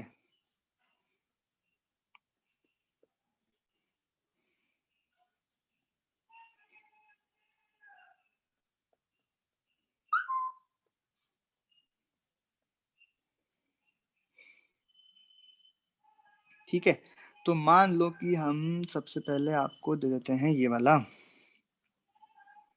परिपथ की गई है। तो इसमें आपको सारी चीजें बतानी है, हर ब्रांच की करंट, इस सर्किट में टोटल कितना पावर कंज्यूम हुआ है और इस सर्किट के लिए टोटल कितनी पावर हमने सप्लाइड की है। अब यहाँ पे आपको दिखाई दे रही है 4 बैटरी, तो इनमें से कुछ बैटरी हो सकता है कि सोर्स हो, कुछ बैटरी हो सकता है कि लोड हो। कैसे करेंगे, तो देखो आपको सर्किट सॉल्व करना सिखा रहा हूं मैं, है ना। तो सर्किट में आप क्या कर सकते हो, कहीं पे भी एक जगह पर अपने मन से जीरो मान सकते हो, मतलब उसको अपने मन से कहीं भी एक जगह पे कुछ भी पोटेंशियल मान सकते हो। तो हम उसे जीरो मान लेते हैं जब कुछ भी मान सकते हैं तो तो वो लास्ट में कट जाता है, उसका कोई योगदान नहीं होता है। तो ऐसा करते मैं आपको करके दिखाता हूँ। तो आप इस पूरे सर्किट में कहीं पे भी अपने हिसाब से कोई एक पोटेंशियल मान सकते हो, उसको रेफरेंस पोटेंशियल हम कहते हैं। जैसा आप करते हो पहले मैकेनिक्स के सवालों में भी हर जगह पे कि आप रेफरेंस कहीं पे भी डिसाइड कर सकते हो पोटेंशियल का, क्योंकि पोटेंशियल डिफरेंस रेफरेंस पॉइंट क्या है उस पर निर्भर नहीं करता है। पोटेंशियल डिफरेंस हमेशा सेम रहेगा, चाहे आप रेफरेंस कुछ भी मानो, कहीं भी मानो, राइट। तो वैसे ही मैं इसमें एक रेफरेंस डिसाइड कर रहा हूँ, तो रेफरेंस को हम जीरो डिसाइड कर ले। जब मानना ही है कुछ भी तो मान लो। देखो पहली बार मैं उसे v मान रहा हूँ, आगे से मैं उसे जीरो मानूंगा, राइट। तो मैं इस पूरे सर्किट में किसी भी पॉइंट पर सबसे पहले एक रेफरेंस पोटेंशियल मानूंगा। मान लो मैंने उसको यहाँ मान लिया v। तो ऐसे हम सर्किट सॉल्व करेंगे। मैं बोल रहा हूँ ना, ये लेक्चर सबसे इंपॉर्टेंट है, क्योंकि इसमें हम पूरा सर्किट का एक बेसिक पढ़ रहे हैं। तो जब भी आप सर्किट दिखे आपके सामने, तो आपको यही अप्रोच रहनी चाहिए, क्योंकि पढ़ने के बाद यही इस बच्चों का यही डाउट रहता है हमेशा कि सर सर्किट सॉल्व में बस यही दिक्कत आती है कि सॉल्व कैसे करना है, कब केसीएल लगाना है, कब केवीएल लगाना है, कब नहीं लगाना है, ऐसा। तो मैं आपको एक अप्रोच बता रहा हूँ कि आपको हमेशा ऐसे अप्रोच करना है इस क्वेश्चन को, सर्किट वाले क्वेश्चंस को, आपको कभी दिक्कत नहीं आएगी। तो आप सबसे पहले क्या करो कि कहीं पे भी अपना एक रेफरेंस पोटेंशियल मान लो v। वैसे हम जीरो मानेंगे, अभी पहली बार मैं कर रहा हूँ इसलिए v मान रहा हूँ, आपको ये बताने के लिए कि कोई फर्क नहीं पड़ता है, चाहे v मानो चाहे जीरो मानो। अब आपको पूरे सर्किट पर इस पॉइंट को रेफरेंस मानते हुए पोटेंशियल को डिस्ट्रीब्यूट करना है, जहां जहां तक आप डिस्ट्रीब्यूट कर सकते हो, ठीक है। तो मतलब आपको इस सर्किट पे चलना है कुल मिला के, जब तक कि आप चल सकते हो। जब अटक जाओगे तो नहीं चल पाओगे, तो फिर हमें फिर आगे की प्रोसेस कुछ करनी पड़ेगी। कुछ सवालों में अटक जाते हैं, कुछ सवालों में पोटेंशियल डिफरेंस अच्छे से डिस्ट्रीब्यूट हो जाता है और हम डायरेक्टली करंट निकाल सकते हैं बिना कुछ अलग मेथड यूज किए। तो हम सबसे पहले डिस्ट्रीब्यूट करते हैं। चलिए, तो यहाँ पे v है पोटेंशियल, मैं चला इधर, चला मैं सबसे पहले इधर चला, करंट रेजिस्टेंस आ गया। अब रेजिस्टेंस को कूदने के लिए करंट जरूरत होती है, और करंट तो हमारे पास है नहीं, तो इसका मतलब मैं यहाँ अटक गया, इसको कूद नहीं सकता। रेजिस्टेंस को मैं कूद नहीं सकता, क्योंकि रेजिस्टेंस को कूदने का फॉर्मूला होता है I इंटू आर, चाहे बढ़े चाहे घटे, लेकिन I तो जरूरत है, हमारे पास केवल R है, I तो है ही नहीं। मैं इधर चला, यहाँ पे भी रेजिस्टेंस आया, मैं फंस गया, इधर भी रेजिस्टेंस आया, मैं फंस गया।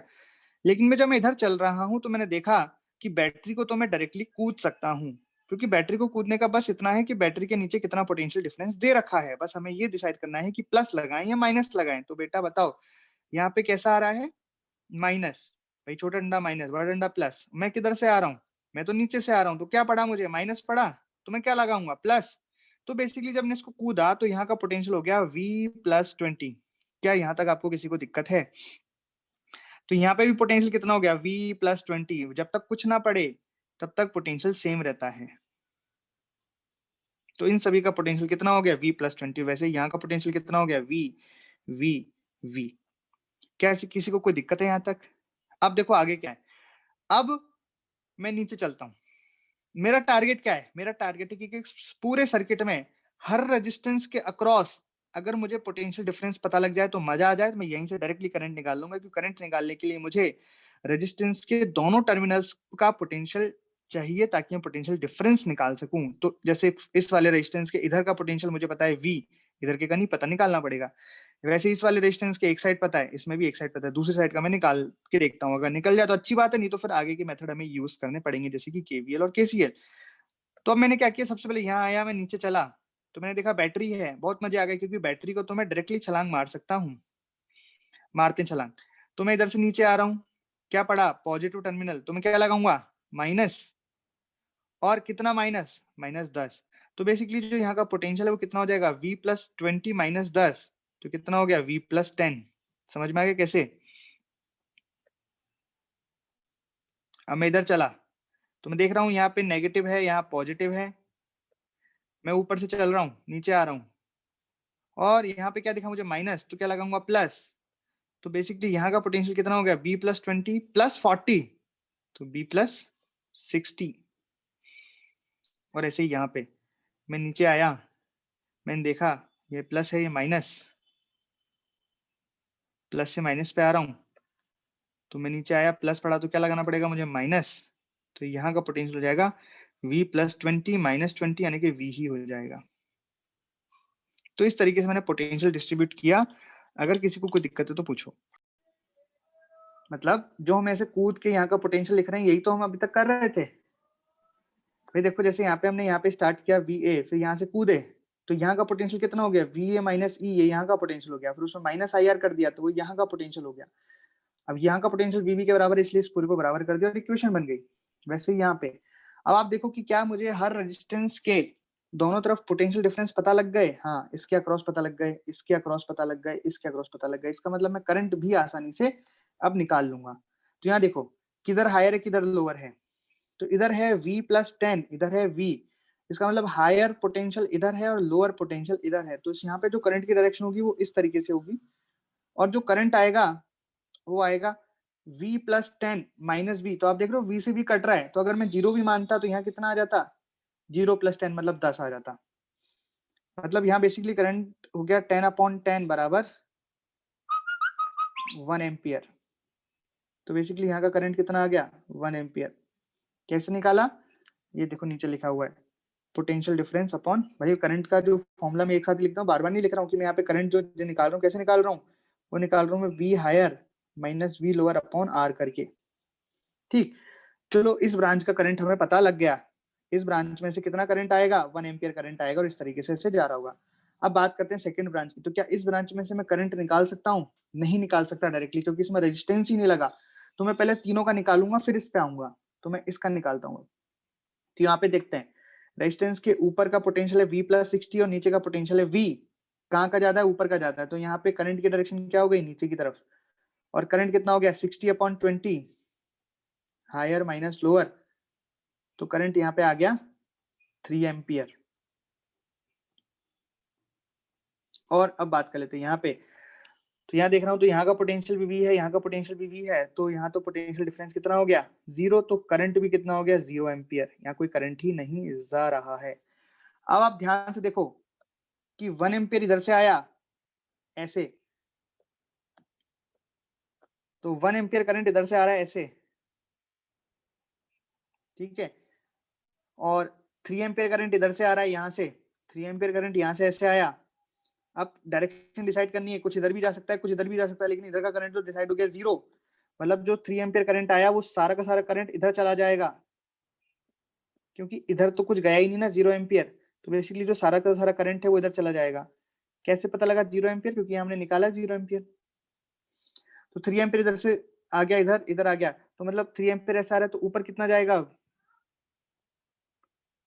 3 + 1 4 एम्पियर। यानी कि इस वाली बैटरी में से, इस वाली ब्रांच में से कितना करंट हो गया, 4 एम्पियर। तो आप देखो यहाँ पे कि इस वाली ब्रांच में से करंट आ गया 1 एम्पियर इस तरीके से। तो आपको समझ में आया करंट डिस्ट्रीब्यूशन कैसे होगा, 4 एम्पियर ऊपर जाएगा इस तरीके से, ये 4 एम्पियर ऊपर जा रहा है, 1 तो इधर निकल जाएगा, 3 एम्पियर इधर चला जाएगा, फिर 3 एम्पियर इधर जाएगा, यहाँ पे भी 2 पार्ट में डिवाइड होगा, तो आगे की साइड तो 0 है, तो 3 एम्पियर इधर आ जाएगा, फिर 3 एम्पियर ऐसे नीचे आएगा, फिर ऐसे हो जाएगा, इधर से 1 एम्पियर आके ऐसे हो जाएगा, और इधर तो कोई करंट है नहीं, तो ये सोना पड़ा रहेगा। इस तरीके से करंट डिस्ट्रीब्यूशन में पूरा निकाल दिया। तो पहला आंसर तो आ गया करंट डिस्ट्रीब्यूशन।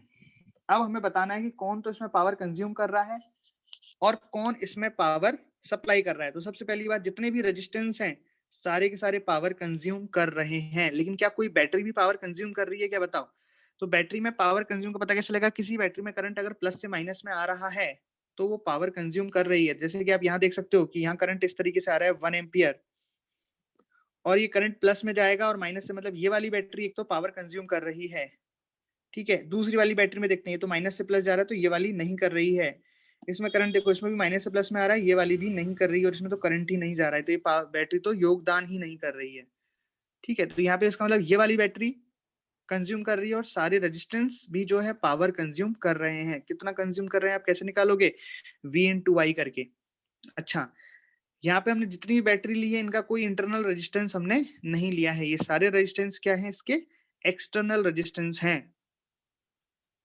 तो इनका टर्मिनल वोल्टेज सीधा यही हो गया, टर्मिनल वोल्टेज सीधा 10 वोल्ट ही आ जाएगा। भाई आइडियल केस में जब रेजिस्टेंस है ही नहीं, देखो ध्यान से दोबारा बताता हूँ कि इनका जो ईएमएफ होता है ई, और जो टर्मिनल पोटेंशियल डिफरेंस होता है वो अलग अलग कब होते हैं, जब रेजिस्टेंस हो। अगर रेजिस्टेंस को हम 0 कर दें, ये वाला टर्म ही 0 हो जाए, तो ई बराबर हमेशा क्या आ जाएगा, VA minus VB, ideal case में।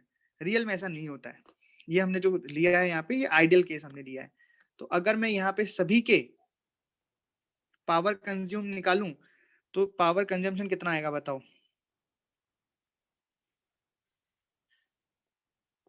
पावर कंजम्पशन, तो सबसे पहले हम पावर कंजम्पशन रेजिस्टेंस के लिए निकाल लेते हैं, ठीक है। तो मैं इधर से स्टार्ट कर रहा हूँ रेजिस्टेंस का निकालना। सबसे पहले हम निकाल लेते हैं रेजिस्टेंस के लिए पावर कंजम्पशन, ठीक है। तो देखो सबसे पहले वाला रेजिस्टेंस, इसका करंट कितना है 10, सॉरी इसमें करंट कितना है 1 एम्पियर है ना, और इसका रेजिस्टेंस कितना है 10। तो बताओ क्या हो जाएगा, फॉर्मूला क्या होता है रेजिस्टेंस के लिए, हम फॉर्मूला इस्तेमाल कर रहे हैं आई स्क्वायर आर। वैसे तो फॉर्मूला V इंटू आई भी होता है, तो जो मन करे वो यूज कर लो, सबसे एक ही आने वाला है। तो आई स्क्वायर आर तो बेसिकली हो जाएगा 1 स्क्वायर 10 प्लस दूसरे वाले के पास चलो, यहाँ पे करंट हो गया 3 और ये हो गया 20, तो 3 स्क्वायर 20 और प्लस तीसरे वाला तो उसमें करंट ही नहीं जा रहा है बेचारे में, 0। तो यहाँ से आ गया 10 प्लस 180 190 वॉट, ये तो हो गया रेजिस्टेंस का। अब मैं बात करता हूँ बैटरी के लिए, कि जो बैटरी लोड की तरह व्यवहार कर रही है, ठीक है। इसमें फॉर्मूला अपन V इंटू आई यूज कर रहे हैं। तो केवल एक ही बैटरी है, ये वाली बैटरी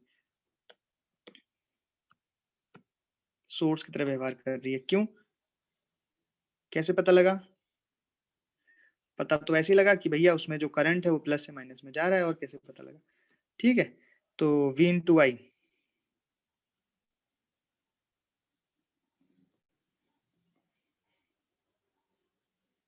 तो टोटल पावर कंजम्पशन कितना आ गया, अगर हम टोटल पावर कंजम्पशन देखें 200 वॉट आ गया। अब हम निकालते हैं पावर सप्लाइड, कि पावर सप्लाई कितना हुआ।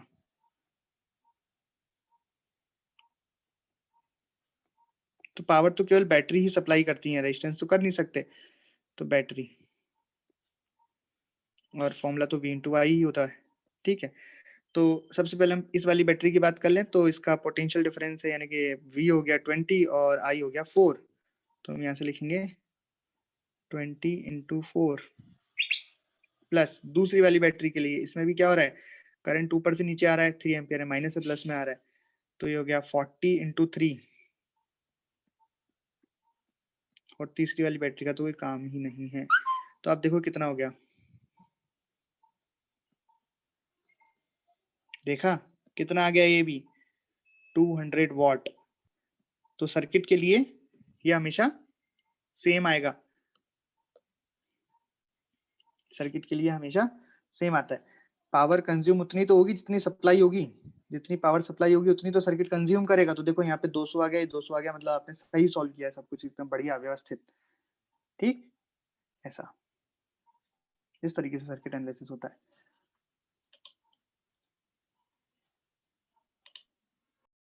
देखो एक क्वेश्चन है ये, इसमें क्या है कि एक बैटरी है, उसका ईएमएफ है E, और उसका जो इंटरनल रेजिस्टेंस है वो दे रखा है।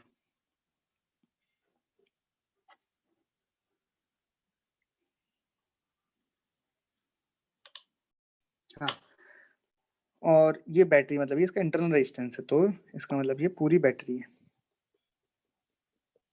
तो ऐसे दिया रहता है सवाल में कि इसका इंटरनल रेजिस्टेंस है, तो आपको मान लेना है, वहां पे समझ में आ जानी चाहिए बात की पूरी बैटरी है। खैर जो भी है उसका इंटरनल रेजिस्टेंस है स्मॉल r, और उसको एक हमने एक्सटर्नल रेजिस्टेंस जो कि है कैपिटल R से कनेक्ट कर दिया है, राइट। और यहाँ पे जो R है ये वेरिएबल है, जो एक्सटर्नल R है ना, इसको हम चेंज कर सकते हैं, ये वेरिएबल रेजिस्टेंस है। तो जब भी वेरिएबल रेजिस्टेंस दिखाना होता है तो उसको हम ऐसे क्रॉस कर देते हैं, ऐसे एरो लगा देते हैं, इसका मतलब है कि ये वेरी कर रहा है, इस R को हम कम ज्यादा कर सकते हैं, ठीक है। तो इसमें आपको क्या क्या बताना है, इस सवाल में आपको बताना है सबसे पहले तो कि इस सर्किट में करंट क्या होगा, ऑब्वियसली वेरिएबल होगा, जो वेरिएबल रेजिस्टेंस है, पर मान लो उसी फंक्शन ही बताना है आपको, करंट का function in terms of R। फिर आपको बताना है power consumed, power consumed in the resistance R,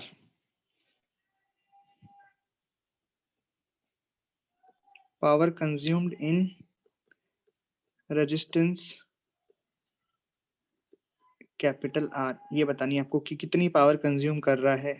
ठीक, फिर आपको इसको मैं पी आर लिख देता हूँ। पी आर का मतलब power consumed in resistance R. फिर आपको ग्राफ बनाना है P R versus R, resistance का पावर कंज्यूम्ड इन आर के हिसाब से ग्राफ बनाना है। और फिर आपको बताना है कि what should be the value of are,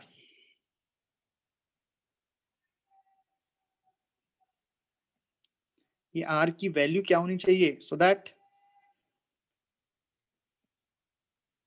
that power consumed in R is maximum, मतलब P R should be maximum.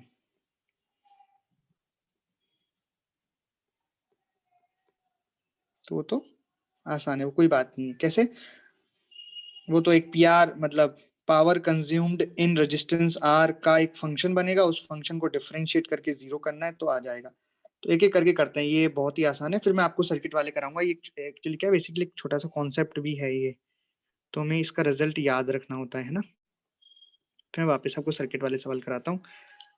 तो ये कॉन्सेप्ट भी है। तो सबसे पहला आंसर तो हम बिल्कुल आंख बंद करके दे सकते हैं क्या, बताओ। चलो फर्स्ट आंसर क्या होगा, आई बराबर, देखो अभी करेंगे हम ऐसे बड़े वाले सवाल जिसमें बहुत सारे रेजिस्टेंस हो, बैटरी हो, और आपको कैसे करना है वही करेंगे। अभी बीच में एक छोटा सा कॉन्सेप्ट पढ़ा देता हूँ याद करने के लिए, फिर करते हैं सवाल। ठीक है, वो तो प्रैक्टिस अभी 2-3 दिन उन्हीं वाले सर्किटों की चलेगी बड़े बड़े। बीच में एक छोटा सा कॉन्सेप्ट है। तो इसमें बेसिकली क्या है कि इसमें बहुत ज्यादा करने की जरूरत नहीं है, आप जीरो मानो ये मानो, इतनी क्या जरूरत है। एक नॉर्मल सा तो सर्किट है, 10वीं क्लास में पढ़ लेते हैं हम इसे, कि यहाँ पे ये वाला रेजिस्टेंस स्मॉल आर और कैपिटल आर किसमें सीरीज में है, तो टोटल रेजिस्टेंस कितना हो जाएगा आर प्लस आर, और ईएमएफ कितना हो गया ई। तो बेसिकली अगर हम देखें तो इनके अक्रॉस रेजिस्टेंस कितना, सॉरी पोटेंशियल डिफरेंस कितना आ गया ई। तो यहाँ से करंट कितना हो जाएगा E upon R plus R. भाई अगर थोड़ा डिटेल में समझना है तो मैं समझा सकता हूँ। देखो इसको मैं एक नया सर्किट बना सकता हूँ, कैसे, जिसमें एक बैटरी लगी है और एक रेजिस्टेंस लगा है। क्योंकि मैंने दोनों रेजिस्टेंस क्योंकि सीरीज में थे तो जोड़ के कितना लिख दिया आर प्लस आर ई। अब जैसा कि मैंने आपको सिखाया था कि कहीं पे भी जीरो मान लो, तो मान लो यहाँ पे हमने जीरो मान लिया, रेफरेंस पोटेंशियल जीरो। अब चले चले चले चले माइनस आया तो प्लस लगाया, तो यहाँ पे कितना हो गया ई। तो बेसिकली यहाँ का पोटेंशियल आ गया ई और यहाँ का पोटेंशियल आ गया जीरो। तो पोटेंशियल डिफरेंस कितना हो गया ई अपॉन रेजिस्टेंस कितना हो गया आर प्लस आर। तो करंट कितना हो गया E upon R plus R. ये आपसे रेफरेंस आपको जीरो ही मानना है ना। देखा आपने यहाँ पे हमने जब रेफरेंस को वी लिया तो कोई फर्क नहीं पड़ा, वो तो दूसरी साइड भी वी आ गया, डिफरेंस हमने निकाला तो 10 ही आया, वी से भी तो कट गया। तो अगर जीरो ले लेते तो क्या होता, जीरो ले लेते तो ये होता कि यहाँ पे अकेला 10 आता बस। ठीक, तो रेफरेंस हम कहीं भी ले सकते हैं एक जगह पे पूरे सर्किट में, और उसको जीरो लेना है। तो चलिए पहला हमने आंसर निकाल दिया कि इस सर्किट में जो करंट फ्लो होगा वो करंट इस तरीके से फ्लो होगा, और करंट आ गया आई। ठीक, दूसरा सवाल हमें पावर कंज्यूम निकालना है इन द रेजिस्टेंस आर। तो उसका तो फॉर्मूला कितना होता है आई स्क्वायर आर, जिस भी रेजिस्टेंस में से निकालना है उसका रेजिस्टेंस आर। तो करंट कितना आ गया, करंट आ गया E upon R plus R का स्क्वायर इंटू आर। ये बेसिकली आपका पावर कंजम्पशन आ गया, power consumption in the resistance R, this is the function. अब आपको निकालना है ग्राफ, ग्राफ बनाना है किसका, इसी फंक्शन का जो ऊपर आपने फंक्शन बनाया है इसका ग्राफ बनाना है। तो ग्राफ तो अब आप बनाना जानते ही हो, मैं बता देता हूँ कैसे आएगा। यहाँ पे रेजिस्टेंस नेगेटिव में नहीं हो सकते हैं तो ग्राफ पॉजिटिव में ही बनेगा। ठीक, ये पावर कंजम्पशन और ये रेजिस्टेंस आर। तो सबसे पहले जब मैंने आर की वैल्यू मान लो जीरो डाली, मैंने आर की वैल्यू को जीरो डाला, कैपिटल आर अगर जीरो है तो उस केस में पी आर कितना आ गया जीरो। मतलब ग्राफ यहाँ से स्टार्ट होगा। ठीक, और अगर आर की वैल्यू को मैंने इन्फिनिटी डाली, आर को अगर इनफाइनाइट कर दिया हमने, तो बताओ पावर कितना हो जाएगा टेंस टू जीरो। अगर आर को हम इनफाइनाइट कर रहे हैं तो ये टेंस टू जीरो आ रहा है। तो मतलब बेसिकली जो ग्राफ बनेगा वो ग्राफ कुछ इस तरीके बनेगा कि पहले वो बढ़ेगा पावर कंजम्पशन, जैसे जैसे हम रेजिस्टेंस को बढ़ाएंगे पावर कंजम्पशन बढ़ेगा, और फिर धीरे धीरे धीरे धीरे धीरे धीरे कम होता जाएगा, टेंस टू 0 हो जाएगा। तो मतलब एक ऐसा पॉइंट आएगा, ऐसा रेजिस्टेंस आएगा जिस रेजिस्टेंस पे जो पावर है वो मैक्सिमम हो जाएगी। यही पॉइंट हमें फाइंड करना है। Value of R when the resistance, नहीं, value of resistance R so that P R is maximum. तो क्या करें बताओ? ये तो सिंपल है, जो फंक्शन आया उसको डिफरेंशिएट करके 0 कर दो। ये तो मैथमेटिकल क्वेश्चन है, इसमें फिजिक्स का तो कुछ है ही नहीं कि in differentiation of power consumed divided by in the respect of R, क्योंकि आर यहाँ पे क्या है, वेरिएबल। इसको डिफरेंशिएट करके 0 करोगे तो पता है क्या आंसर आएगा? आप डिफरेंशिएशन तो कर लोगे ना, डिफरेंशिएट करके 0 करोगे तो आंसर आएगा कैपिटल आर बराबर small R. When the capital R बराबर स्मॉल आर, उस वक्त जो पावर होगी वो मैक्सिमम होगी। और कितनी होगी तो वो तो हम निकाल ही सकते हैं वैल्यू डाल के फंक्शन में, बराबर आई अपॉन 2r का स्क्वायर इंटू आर। समझ में आ गया ना वैल्यू कैसे डाली? यहाँ पे r की जगह स्मॉल r कर दिया, यहाँ पे भी r की जगह स्मॉल r कर दिया। सॉरी, क्या आएगा e, इस तरीके से। तो ये बन गया e स्क्वायर अपॉन 4r।